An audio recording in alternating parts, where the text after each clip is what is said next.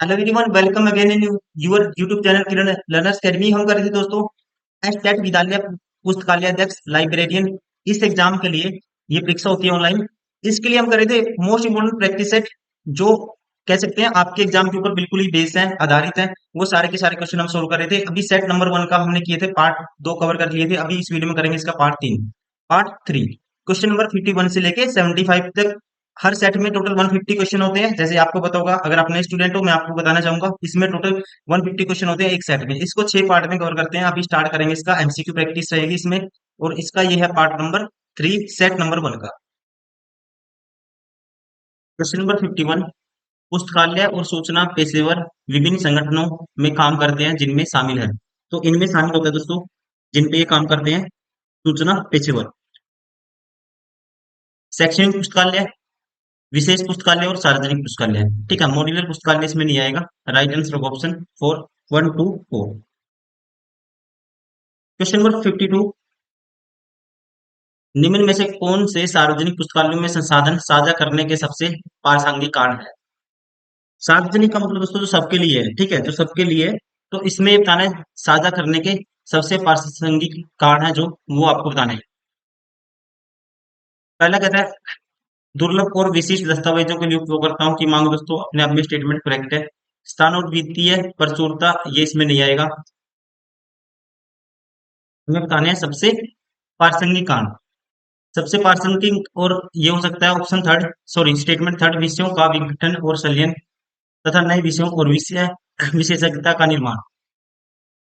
पुस्तकालय उपयोगकर्ताओं को पढ़ने वाले समुदाय और सूचना चाहने वालों की संख्या में गिरावट,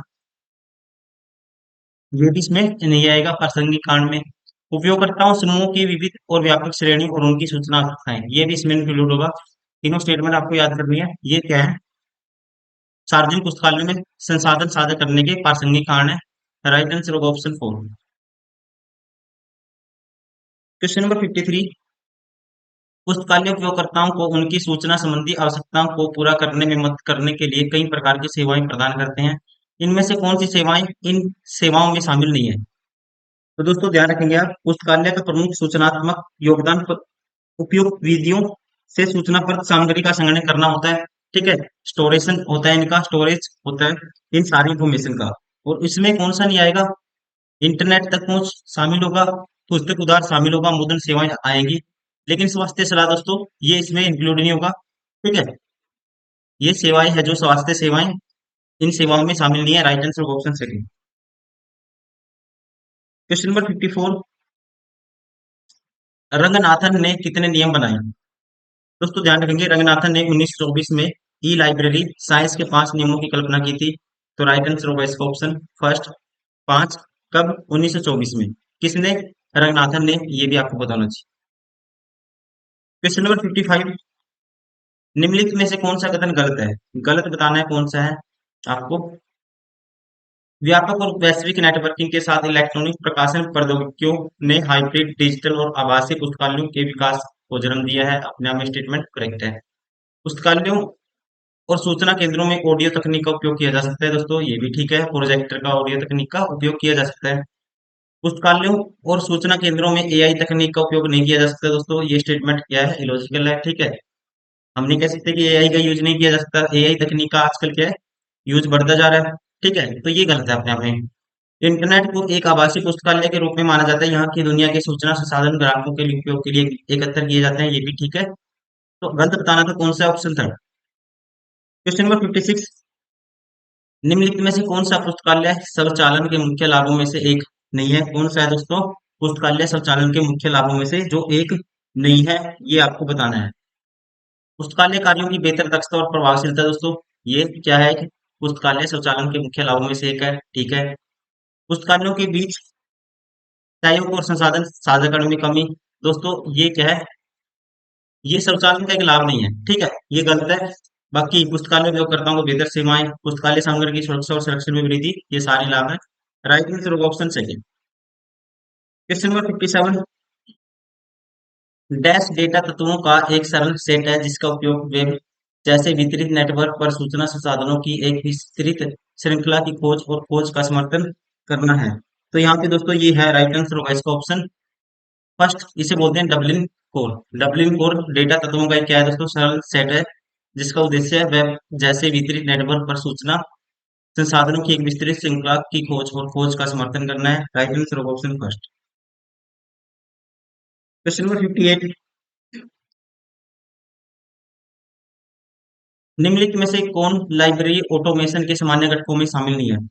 सामान्य घटकों में कौन सा है जो शामिल नहीं है, ये आपको बताना है। बारकोडिंग सिस्टम आएगा, लाइब्रेरी प्रबंधन सॉफ्टवेयर आएगा, ठीक है, सेल्फ चेकआउट कियोस्क आएगा दोस्तों, लाइब्रेरी सामग्री के लिए भौतिक भंडारण प्रणाली, ये इसमें इंक्लूड नहीं होगा। राइट आंसर होगा, ठीक है, ये क्या है, ऑटोमेशन के सामान्य घटकों में शामिल नहीं है। राइट आंसर होगा ऑप्शन थर्ड।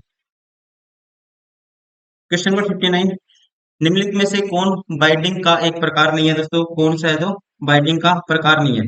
देखो बाइंडिंग के प्रकार होते हैं जो half cloud cloth bound binding होता है, फुल क्लॉथ बाइंडिंग होता है, फुल लेदर बाइंडिंग होता है, ठीक है। तो इसमें से जो प्रकार नहीं है ये कौन सा है, हाफ प्लास्टिक बाइंडिंग, ये इसमें प्रकार नहीं है, ठीक है। कौन कौन से हैं, half cloud binding, full cloth और full leather binding.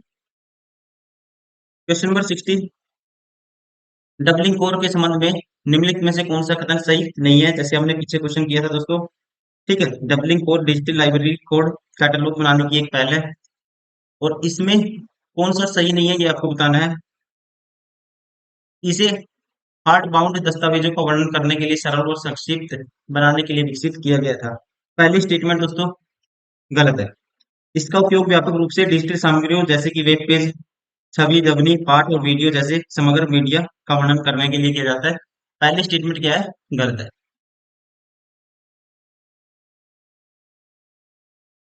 Question number 61,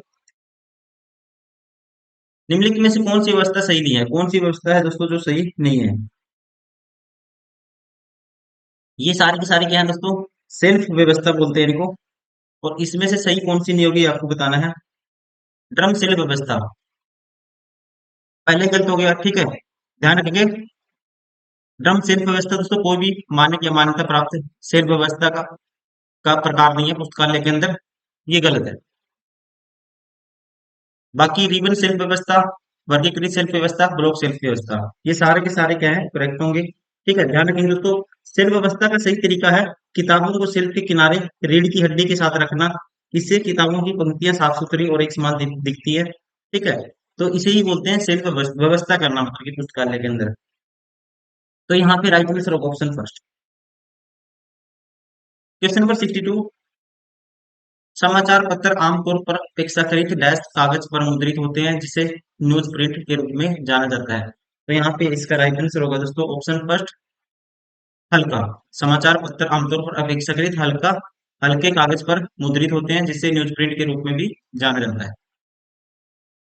question number 63, LC में HD21 का क्या अर्थ है। एलसी में HD21 का अर्थ दोस्तों क्या होता है, सम्मेलन, मतलब कि कॉन्फ्रेंस। तो राइट आंसर होगा ऑप्शन सेकेंड। क्वेश्चन नंबर 64, अभिगम रिकॉर्ड या अधिग्रहण रिकॉर्ड निम्न स्वरूप में हो सकते हैं। निम्न स्वरूप में हो सकते हैं, ये आपको बताना है। तो ये हो सकते हैं जैसे कि bound ledger, loose leaf, card, electronic mode, ठीक है। अभिगम समय का अर्थ है दोस्तों कि डिस्क या मेमोरी कितनी तेजी से डाटा को टुकड़ी का पता लगा सकती है और उसे पुनः प्राप्त कर सकती है, ठीक है, या सीपीयू में डेटा को अंतरण कर सकती है। तो यहाँ पे कौन सा इसमें नहीं आएगा, अच्छा निम्न स्वरूप हो सकते हैं, कौन से इसके स्वरूप हो सकते हैं ये आपको बताना है। ये नहीं पूछा कि कौन सा इसमें इंक्लूड नहीं है, जोन जोन से हो सकते हैं वो हमें सारे बताने हैं। तो पहला bound ledger, loose leaf, card, electronic mode सभी बता चुका हूं मैं। राइट आंसर होगा ऑप्शन थर्ड।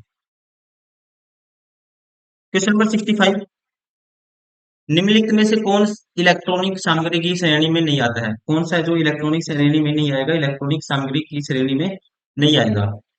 ई सम्मेलन कार्यवाही दोस्तों, ई कॉन्फ्रेंस कार्यवाही, ई छवियां, इलेक्ट्रॉनिक प्रदर्शनी, ये सारे आएंगे, लेकिन ई वाहन इसमें शामिल नहीं होगा। राइट आंसर होगा इसका ऑप्शन फर्स्ट। क्वेश्चन नंबर 66, निम्न में से कौन लाइब्रेरी नेटवर्किंग के मुख्य लाभों में से एक नहीं है, ठीक है। मुख्य जो लाभ हैं उनमें से एक नहीं है, ये आपको बताना है। पुस्तकालय को सूचना और संसाधनों साझा करने में मदद करना दोस्तों, ये मुख्य लाभ है। पुस्तकालयों को नवीनतम तकनीकों और सर्वोत्तम प्रथाओं तक पहुंचा प्रदान करना, ये भी लाभ है। पुस्तकालय उपयोगकर्ताओं को कम शुल्क पर अधिक सेवाएं प्रदान करता है, ये भी एक क्या है दोस्तों, इसका क्या है मुख्य लाभ है। व्यावसायिक विकास के अवसरों को सीमित करता है, ये गलत है। राइट आंसर होगा ऑप्शन 4। क्वेश्चन नंबर 67, पोरिफ्री के पेड़ से आप क्या समझते हैं? पोरिफ्री के पेड़ से आप क्या समझते हैं दोस्तों? ट्री ऑफ पोरिफ्री, इसका मतलब होता है कि ज्ञान से समग्रता है जो कि वर्गीकृत ज्ञान से शुरू होता है। ज्ञान से समग्रता है जो कि वर्गीकृत क्लासिफाइड दोस्तों नॉलेज है उससे शुरू होता है। और ध्यान रखेंगे यह पुस्तक वर्गीकरण और वर्गीकरण के लिए एक मॉडल पैनल ट्री है। क्या है दोस्तों? मॉडल ट्री है ये। तो यहाँ पे आप क्या समझते हैं, ये पूछा था, यहाँ पे राइट आंसर होगा इसका ऑप्शन सेकंड, ज्ञान समग्रता और वर्गीकरण ज्ञान से शुरू होता है। राइट आंसर होगा ऑप्शन सेकंड। क्वेश्चन नंबर 68, पुस्तकालय वर्गीकरण में संपूर्णता का क्या अर्थ है? पुस्तकालय वर्गीकरण में संपूर्णता का क्या अर्थ है? संपूर्णता का मतलब होता है प्रणाली को सभी संभावित विषयों और विषयों को कवर करने के लिए पर्याप्त व्यापक होना चाहिए, साथ ही दोहराव और ओवरलैप से बचना चाहिए। राइट आंसर होगा option 4। Question number 69, audio visual सामग्री भंडारण संचरण मीडिया प्रारूपों में रखी गई सूचना सामग्री को वर्णन करने के लिए एक सामान्य शब्द है जो पाठ्य सामग्री के बजाय डैश का उपयोग करता है। तो यहाँ पे राइट आंसर होगा दोस्तों, ये है ऑप्शन 4, चित्र और ध्वनि। ठीक है, जो पाठ्य सामग्री के बजाय चित्र और ध्वनियों को क्या करता है, उपयोग करता है। क्वेश्चन नंबर 70, पुस्तकालयों में दस्तावेजों की मरम्मत करते समय किन सामग्रियों का उपयोग किया जाता है दोस्तों? ठीक है, हम यूज करते हैं इसमें पुस्तकालय के अंदर, राइट आंसर होगा गोंद, टेप और कागज का। क्वेश्चन नंबर 71, इन अभिलेखों में अन्य के अलावा अंतर पुस्तकालय ऋण अभिलेख, संचालन अभिलेख और संदर्भ सेवा अभिलेख आदि शामिल है। ऊपर किस प्रकार के पुस्तकालय अभिलेखों की चर्चा की गई है? तो ये है दोस्तों, राइट आंसर होगा ऑप्शन सेकंड, पुस्तकालय सेवा अभिलेख। ठीक है, पुस्तकालय सेवा अभिलेख की यहाँ पे ऊपर बात की गई है। इसमें क्या होता है, इन अभिलेखों में अन्य के अलावा अंतर पुस्तकालय ऋण अभिलेख, संचालन अभिलेख और संदर्भ सेवा अभिलेख आदि शामिल होते हैं। क्वेश्चन नंबर 72, निम्नलिखित में से कौन सा पुस्तकालय में बारकोड के अनुप्रयोग नहीं है? बारकोड के दोस्तों जो अनुप्रयोग नहीं है ये आपको बताना है। दोस्तों पुस्तकालय में जो बारकोड है, बारकोड एक डिजिटल फिंगरप्रिंट के रूप में काम करता है जिसे लाइब्रेरी के संग्रह में प्रत्येक आइटम की सटीक पहचान संभव हो जाती है। तो यहाँ पे कहता है अनुप्रयोग कौन सा नहीं है, ये आपको बताना है। यहाँ पे राइट आंसर होगा ये है, देखो, अब सेल्फ सर्विस चेकआउट की जरूरत नहीं है। मैनुअल ये अनुप्रयोग है, तो अनुप्रयोग नहीं है बताना आपको, ये अनुप्रयोग है। मैनुअल उधार लेना और चेक इन, ये भी अनुप्रयोग है। सुव्यवस्थित इंटर लाइब्रेरी उधार और दस्तावेज वितरण, ये भी है। कैटलॉगिंग और मेटा डेटा प्रबंधन, अब ये भी एप्लीकेशन है। कैटलॉगिंग और मेटा डेटा प्रबंधन मैनेजमेंट, ये भी क्या है, एप्लीकेशन है दोस्तों। लेकिन RFID, RFID दोस्तों क्या है, अपने में अलग सेपरेट टेक्नोलॉजी है। ये क्या है, ये एप्लीकेशन नहीं है, राइट आंसर होगा ये अनुप्रयोगों में नहीं है। तो राइट आंसर होगा option 4, sorry option 5। Question number 73, barcode का उपयोग पुस्तकालयों में निम्नलिखित में से सभी को लेबल करने के लिए किया जाता है, सिवाय सिवाय इसमें कौन सा नहीं आएगा, ये आपको बताना है। सिवाय दोस्तों कौन सा नहीं आएगा, ये आपको बताना है। देखो, सभी को लेबल करने के लिए, पुस्तकों को लेबल करने के लिए, पत्रिकाओं को लेबल करने के लिए, अलमारियां दोस्तों नहीं आएगा, बारकोड का अलमारियों को लेबल करने के लिए नहीं यूज होगा। ठीक है, CD DVD दोस्तों ये भी आएगा, रीडिंग सेक्शन ये भी नहीं आएगा। तो राइट आंसर होगा ऑप्शन थर्ड, सिवाय अलमारियों और रीडिंग सेक्शन के। क्वेश्चन नंबर 74, निम्नलिखित में से कौन सा पुस्तकालय नेटवर्किंग के कुछ सामान्य प्रकारों में शामिल नहीं है? निम्नलिखित में से कौन सा पुस्तकालय नेटवर्किंग के कुछ सामान्य प्रकारों में से नहीं है, ये आपको बताना है। स्थानीय पुस्तक नेटवर्क दोस्तों ये क्या है, पुस्तकालय नेटवर्किंग के सामान्य प्रकारों में शामिल होगा स्थानीय पुस्तकालय नेटवर्किंग, क्षेत्रीय पुस्तकालय नेटवर्किंग, निजी पुस्तकालय नेटवर्किंग इसमें नहीं आएगा, राष्ट्रीय पुस्तकालय नेटवर्किंग ये भी आएगा। राइट आंसर होगा दोस्तों ऑप्शन थर्ड। क्वेश्चन नंबर 75, निम्नलिखित में से कौन सा मार्क का पूर्ण रूप है दोस्तों? MARC का जो पूर्ण रूप होता है ये होता है मशीन रीडेबल कैटलॉगिंग। क्या होता है? Machine readable cataloguing. यहाँ पे राइट आंसर होगा ऑप्शन, हिंदी में बोलेंगे मशीन पठनीय cataloguing, option third is correct. और ये है दोस्तों, ध्यान रखेंगे, ये एक डेटा प्रारूप को परिभाषित करता है जो लाइब्रेरी ऑफ कांग्रेस के नेतृत्व वाली पहल से उभरा है या शुरू हुआ था, जो लगभग कह सकते हैं 40 साल पहले शुरू हुई थी। तो राइट आंसर होगा ऑप्शन थर्ड दोस्तों। इसका जो फुल फॉर्म क्या है हिंदी में, मशीन पठनीय कैटलॉगिंग, और इंग्लिश में बोलेंगे इसको मशीन रीडेबल कैटलॉगिंग।